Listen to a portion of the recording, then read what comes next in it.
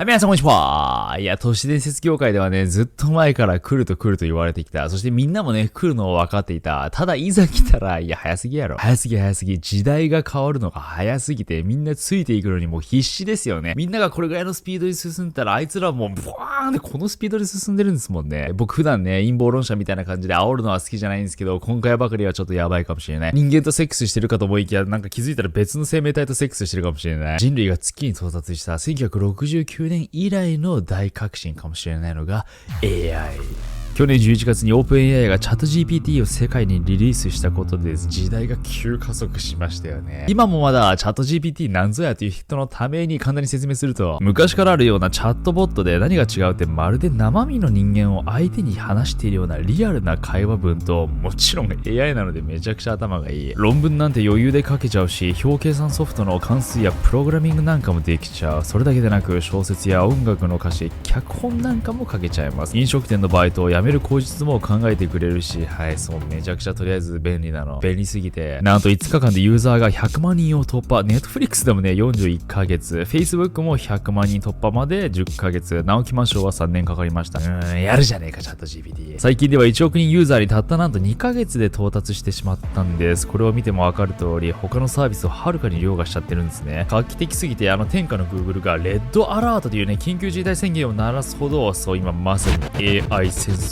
が起きているんです。どのように変わっていくのかな、この時代のね、流れに乗り遅れないために今日はね、いろいろ解説していきたいと思います。僕のオンラインサロンでも結構盛り上がってて、みんなチャット GPT いろんな実験してくれるんですね。直木マンについて教えてって聞いた人がいて、直木マンとは日本の YouTuber であり、合ってるね。主にヒップホップ音楽の楽曲制作やパフォーマンスを行っています。直木マンは2017年に YouTube チャンネルを開設し、合ってるね。以来自身が作曲したオリジナル曲やカバー曲を中心に音楽動画を発信しています。またライブイベントにも積極的に参加し、1回も出てない。その独特な存在感とパフォーマンスが話題になっています。まあ、ある意味そこは合ってるのかな。一方で一番のユーザーからは炎上商法などの批判を受けることもありますが、彼自身は自分の信念に従って行動することを強く信じ、常に新しいことに挑戦する姿勢が注目を集めています。いや、後半の部分はすごい嬉しいじゃん。チャレンジしてる精神。ただ、炎上商法っていうのは、そうなんですか皆さん。僕、炎上商法なんですかまあね、直木マンって言ったらいっぱいいるじゃないですか。他にもおそらく。じゃあ、直木マンショーって聞いてみようか。これならわかるべ。直木マンショーとは、日本の YouTuber である直木マンが主催する音楽ライブイベントです。多数のゲストアーティストが出演することで知られています。いや、あまりコラボとかはしないんですけどね、僕ね、普段ね。まあ AI 目線で見ると僕はどうやらヒップホップアーティストのようなんですけど、まあこのようにね、まだミスをすることは多いんですね。まあ試作品なので、プロトタイプ。チャット GPT は OpenAI が開発した言語モデルなんですけど、OpenAI といえば共同創業者にイーロン・マスクがいたり、CEO はね、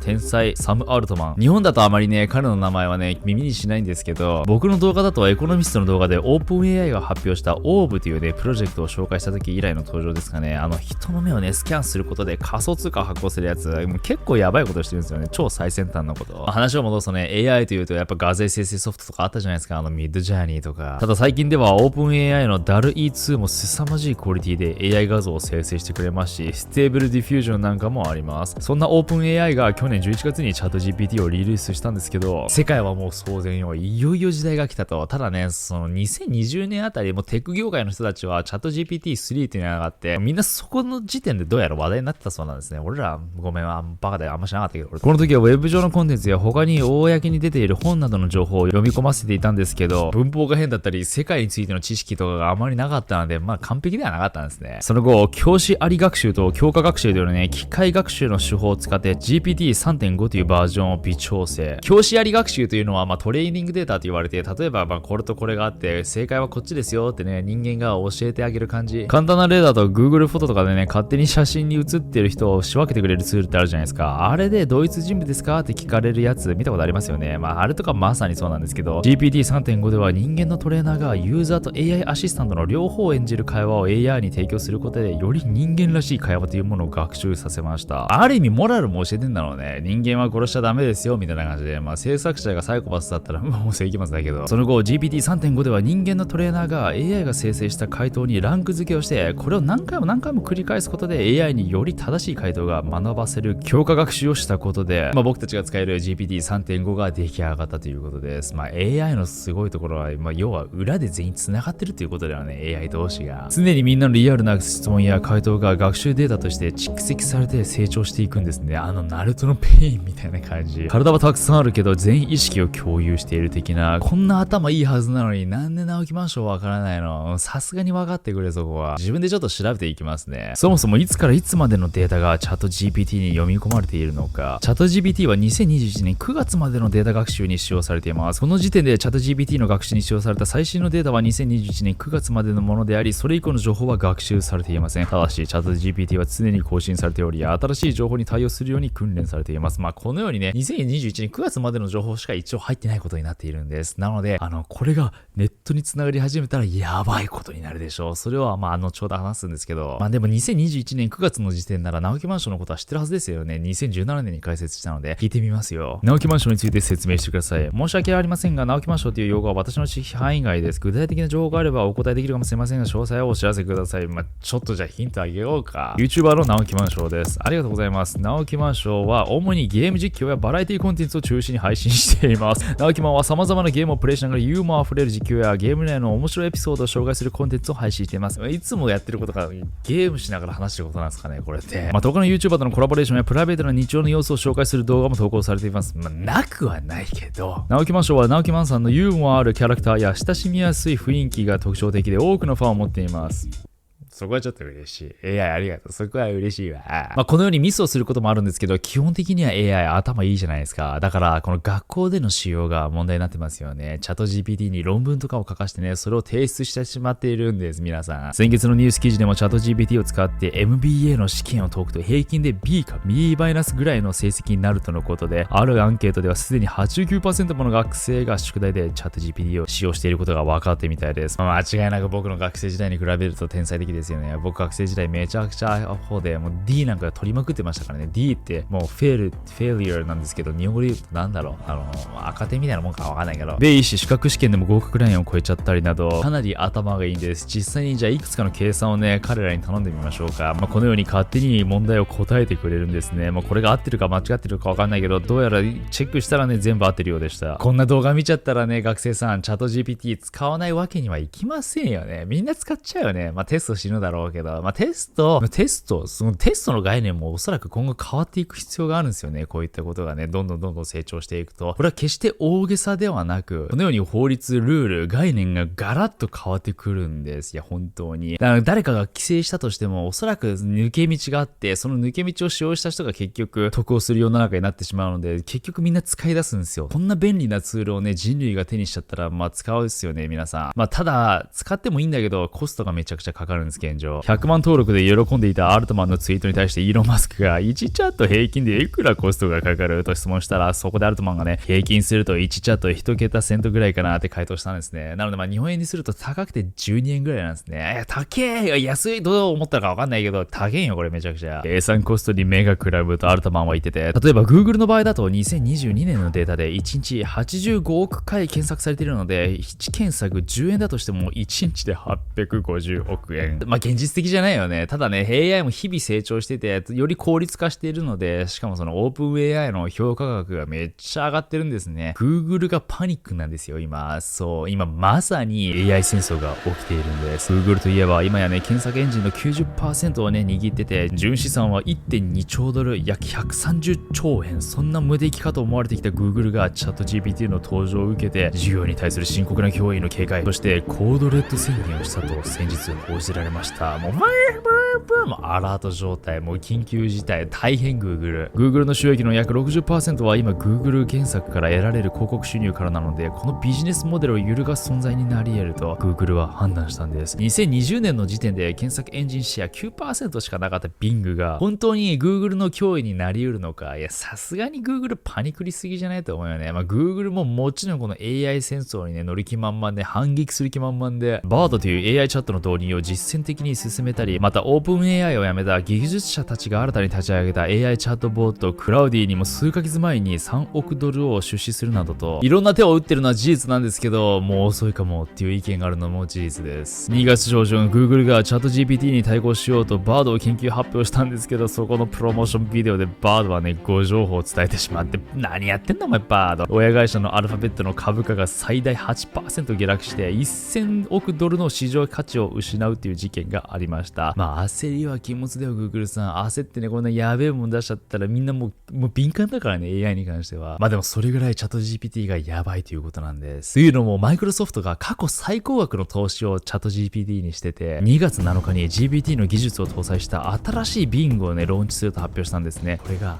皆さんとんでもないんです。この Bing のプレゼンテーションではチャット GPT より強力な AI を搭載していると説明して、これとかすごいんですけど、例えば IKEA のある特定のソファが自分の車の荷台に入るか聞いたら計算をして答えてくれるんです。めちゃくちゃ便利だよね。マジでちょっとしたドラえもんみたいだよね。自分でわざわざ現地に行って実際に自分でメジャーでいろいろ測らなきゃいけないじゃないですか。一応ネットにも記載されてるけどデータって。ただ自分が家にいながらわざわざ測らなくてよくて、このチャットに聞くんすよ。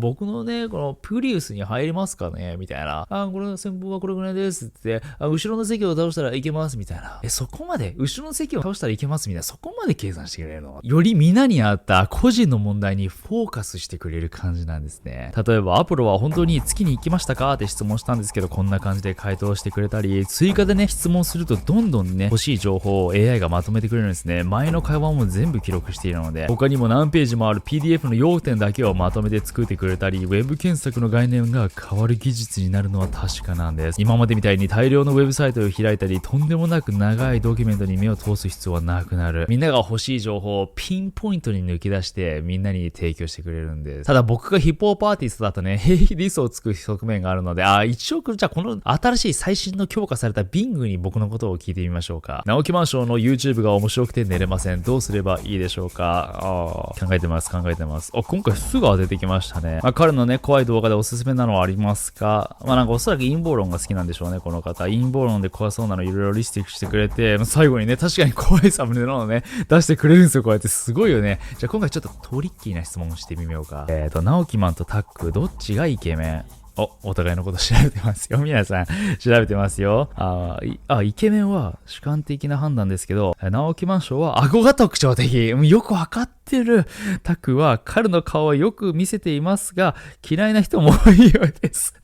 タク、どんまい。あなたは天才です。Google が焦ってるとはいえ、すでにね、90% のシェアを持ってるから、最新 AI ね、ちゃんとした AI を開発さえすれば、ここに紐づけて、圧倒的勝利ではありますよね。先ほどの AI の嘘で気づいた人もいるかもしれないけど、もしかしてこれからの世界って、この AI に振り回される時代になるんじゃねっていうね。そもそも AI って公平なの？いろんなバイアスがもしかしてあるんじゃないのって問題視されてて。ある研究によると、チャット GPT は現時点で死刑に反対。で、中絶は合法であるべき、大麻の合法化にも賛成などと、完全には中立じゃないようなんですね。でもここまで優秀なら AI がね、人類のね、職業を奪っていくのは本当に間違いないですよね。もうすでに起きているし、このサイトは Twitter の URL を貼るだけで記事を作成してくれるというチャット GPT の技術を元に作成したサービスで、今後ネット記事なんかもチャット GPT が作成してくれる時代が来るそうです。イラストやアート、デザインはミッドジャーニーやさっきも出てきたオープン AI のダリーなんかのね、クオリティすでにすごいことになってますし、これとか皆さん見ました？これも AI の技術を使った画像生成みたいなんですけど、グラビアアイドルやモデルさんがいらなくなる時代も来るかもしれません。AI だったら不祥事とか起こす心配もないしね、不倫とか炎上とかで。こちらは Google が開発している動画生成 AI なんですけど、まだちょっと変だけど、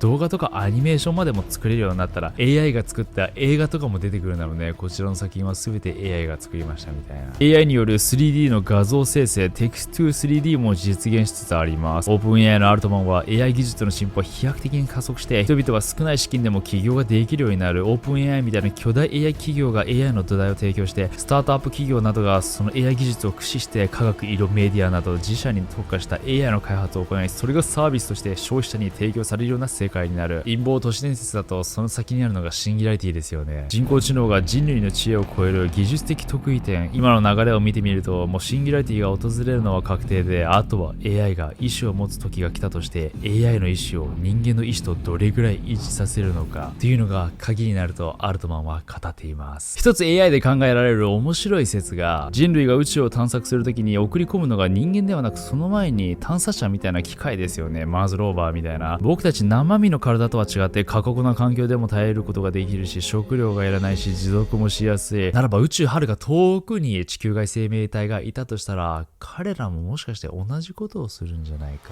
同じく地球に AI をまず送り込んで、この地球のデータを一気に入手して、リアルタイムで僕たち人類の日々の生活、考えていることを更新し続けるとい